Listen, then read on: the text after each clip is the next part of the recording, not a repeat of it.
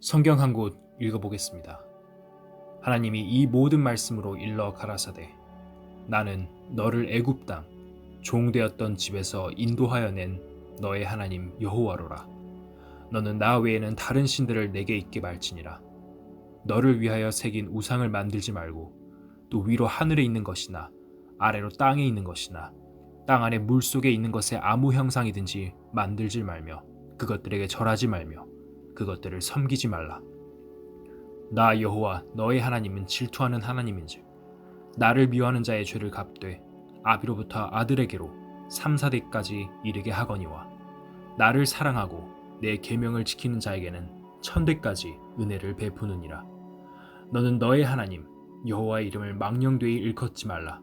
나 여호와는 나의 이름을 망령되이 일컫는 자를 죄 없다 하지 아니하리라. 안식일을 기억하여 거룩히 지키라. 엿새 동안은 힘써 내 모든 일을 행할 것이나 제 7일은 너의 하나님 여호와의 안식일인즉 너나 내 아들이나 내 딸이나 내 남종이나 내 여종이나 내 육축이나 내 문 안에 귀하는 객이라도 아무 일도 하지 말라. 이는 엿새 동안에 나 여호와가 하늘과 땅과 바다와 그 가운데 모든 것을 만들고 제 7일에 쉬었음이라. 그러므로 나 여호와가 안식일을 복되게 하여 그날을 거룩하게 하였느니라. 내 부모를 공경하라. 그리하면 너의 하나님 나 여호와가 내게 준 땅에서 내 생명이 길리라. 살인하지 말지니라. 간음하지 말지니라. 도적질하지 말지니라. 내 이웃에 대하여 거짓 증거하지 말지니라. 내 이웃의 집을 탐내지 말지니라.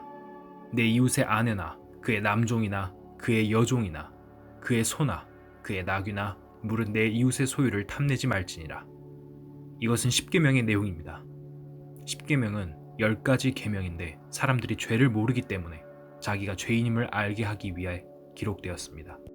로마서 3장 20절에 보면 그러므로 율법의 행위로 그의 앞에 의롭다 하심을 얻을 육체가 없나니 율법으로는 죄를 깨달음이니라 라고 되어 있습니다.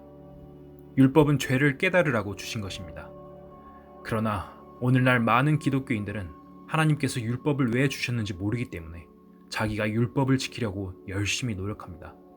하지만 율법을 다 지켜도 구원을 얻을 수는 없습니다. 우리는 이 율법을 통해 먼저 우리의 죄가 무엇인지 알아야 합니다. 내가 하나님 앞에 무슨 죄를 지었고 그것 때문에 심판을 받을 수밖에 없다는 것을 깨달아야 합니다. 죄를 깨닫지 못한 사람이 어떻게 죄가 해결되는 것을 알 수 있겠습니까? 이제부터 살펴볼 말씀에 어긋나는 것은 무엇이든지 다 죄입니다. 죄는 불법, 즉 법을 어기는 것입니다. 하나님이 금하신 것이 무엇이고 하라고 하신 것이 무엇인지 모르는 채 사는 사람이 많습니다. 하나님께 범한 죄는 심판을 받을 수밖에 없습니다. 그렇다면 십계명에서 금하고 있는 죄들을 하나씩 살펴보겠습니다. 너는 너의 하나님 여호와의 이름을 망령되이 일컫지 말라. 하나님의 이름을 아무렇게나 짓거리는 것을 말합니다. 하나님을 믿느니 내 주먹을 믿는다고 하는 사람이 있습니다. 이런 사람은 하나님을 자기 주머니 속 돈 몇 푼의 가치만큼으로도 느끼지 못하는 사람입니다. 하나님을 향해 입을 함부로 돌리고 욕을 하는 사람도 많습니다. 하지만 하나님이 누구십니까? 이 넓은 우주를 창조하신 분이십니다. 하나님이 너무나 크고 위대하시기 때문에 사람들이 모르는 것입니다. 그래서 마음대로 짓거리며 신이 어디 있느냐고 합니다. 혹시라도 여러분이 그랬다면 하나님 앞에 굉장히 불경스러운 죄를 지은 것입니다. 안식일을 기억하여 거룩히 지키라. 안식일을 지킨다고 일요일을 주일로 지키는 것은 본래의 안식일과는 거리가 멉니다. 일요일이 하나님께서 지키라고 하신 본래 안식일이 아니기 때문입니다. 안식일은 마음의 안식을 지키라는 의미를 갖습니다. 마음의 안식을 갖지 못했다면 안식일을 지키는 것은 소용이 없습니다. 내 부모를 공경하라. 그리하면 너의 하나님 나 여호와가 내게 준 땅에서 내 생명이 길리라. 십계명 가운데 특히 부모에 대한 계명에는 약속이 함께 있습니다. 다른 계명은 잘 지키면 어떻게 된다는 약속이 없지만 부모에 대한 계명에는 부모에게 효도하면 오래 산다는 축복이 약속되어 있습니다. 에베소서 6장 1절에 보면 자녀들아 너희 부모를 주 안에서 순종하라 라는 말씀이 있습니다. 기독교는 불의를 가르치지 않습니다. 다만 제사가 아무 의미가 없고 하나님 앞에 죄가 되기 때문에 하지 말라는 것뿐입니다. 어떻게 해야 부모를 섬기는 것입니까? 사람들은 부모가 살아계실 때에는 멀리 떠나 지냅니다. 하지만 부모를 섬기려면 살아계실 때 섬겨야지, 부모가 세상을 떠난 뒤에는 아무리 돈을 많이 들여도 부모를 잘 섬기는 것이라고 볼 수 없습니다. 무덤에 값비싼 비석을 세워도 그것은 자기를 위한 것이지 부모를 위한 것이 아닙니다. 죽은 사람이 무엇을 알겠습니까? 성경은 우리에게 살아계신 부모를 공경하고 섬기라고 말하고 있습니다. 여러분은 부모님께 걱정을 끼쳐드리고 말을 듣지 않은 적이 있습니까? 그렇다면 그것도 죄입니다. 하나님이 부모를 공경하라고 하셨기 때문에 부모에게 범한 죄도 하나님 앞으로 갑니다. 하나님의 법을 어긴 것입니다. 살인하지 말지니라. 이 대목만큼은 나와 상관이 없다고 생각하는 사람들이 많을 것입니다. 요즘은 뉴스를 보면 살인사건이 굉장히 많이 나옵니다. 술을 먹다가 화가 나서 칼로 사람을 찔러 죽이기도 합니다. 하지만 이렇게 끔찍한 형태로 살인을 저지르지 않았을지라도 살인인 줄 모르고 하는 살인도 많습니다. 전에 미국의 한 산부인과 의사가 찍은 비디오 테이프를 본 적이 있습니다. 그 의사는 매일같이 중절 수술을 하다가 어느 날 마음에 거리낌을 느꼈습니다. 결국 더 이상은 중절 수술을 하지 않겠다고 결심하고 수술하는 과정을 카메라로 찍었습니다. 태 속에 있는 아기의 팔다리를 잘라서 끄집어내고 마지막에는 아기의 목을 잘라서 끄집어내는 과정을 영상으로 생생하게 담아 놓았습니다. 중절 수술이라는 형태로 이렇게 무자비한 살인이 저질러지고 있음에도 사람들은 그것을 살인이라고 생각하지 않습니다. 나중에 심판대 앞에 설 때 하나님 앞에서 그 죄를 어떻게 감당할 것입니까? 간음하지 말지니라. 간음이라는 것은 결혼한 사람이 다른 이성과 관계를 맺는 것을 말합니다.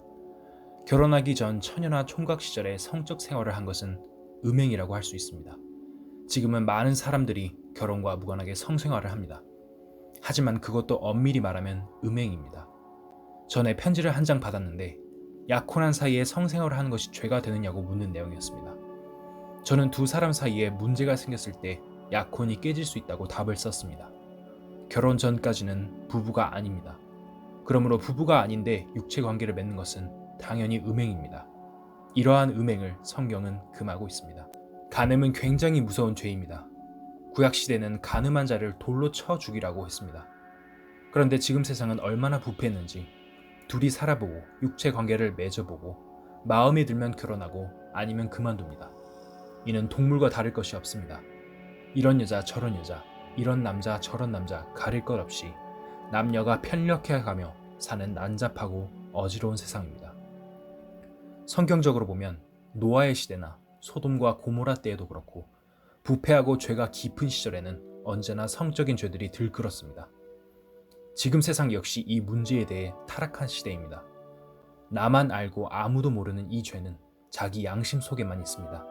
이 무서운 죄는 굉장히 중한 심판을 받을 것입니다.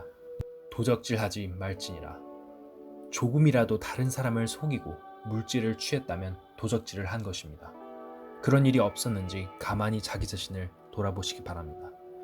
내 이웃에 대하여 거짓 증거하지 말지니라. 거짓 증거는 사실이 아닌 것을 사실인 것처럼 말하는 것입니다. 다른 사람에 대해 말할 때 거짓말로 다른 사람을 유리하게 하거나 불리하게 하지는 않았습니까? 마지막으로 10번째 계명을 보겠습니다. 내 이웃의 집을 탐내지 말지니라. 내 이웃의 아내나 그의 남종이나 그의 여종이나 그의 소나 그의 나귀나 무릇 내 이웃의 소유를 탐내지 말지니라. 마음에 탐심을 품는 것도 죄라고 분명히 말했습니다. 탐내서 도둑질까지 하지는 않았어도 그런 마음을 품었으면 죄입니다. 하나님께서는 하나님에 대한 죄 4가지, 사람 사이의 죄 6가지를 합하여 총 10개의 계명을 10계명으로 주셨습니다. 부모를 공경하고 안식일을 지키라 하신 2가지는 하라는 명령이고 그 외 나머지는 하지 말라는 것들입니다. 하라고 하신 것을 하지 않는 것도 죄고 하지 말라고 하신 것을 하는 것도 죄입니다. 이 말씀을 통해서 내가 그런 죄를 지었는지 가만히 생각해 보시기 바랍니다. 한 가지라도 죄를 지었다면 지옥에 가게 됩니다. 나는 그다지 많은 죄를 짓지 않았으니 지옥까지는 가지 않을 것이라고 생각하십니까? 어떤 사람이 줄에 매달려 있는데 그 줄이 10번 끊어져야 떨어집니까? 단 한 번만 끊어져도 떨어집니까? 하나님과의 관계도 마찬가지입니다.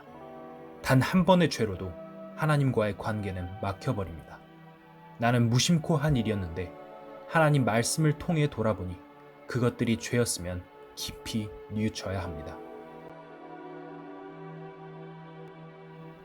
성경은 하나님께서 우리 인간들에게 주신 축복의 약속들이 담겨 있습니다. 그러나 인간이 읽어서 그 뜻을 알 수 없다면 그 자체가 모순입니다. 성경은 어려운 책이 아닙니다. 누구나 알아들을 수 있는 쉬운 말로 기록되어 있습니다. 정말 성경이 전하는 내용을 알기 원하는 사람이라면 성령님은 그 사람을 성경 속으로 안내하여 깨닫게 해주십니다. 성경은 사실이다. 강연에 초대합니다. 댓글에 초대 링크를 달아두었습니다.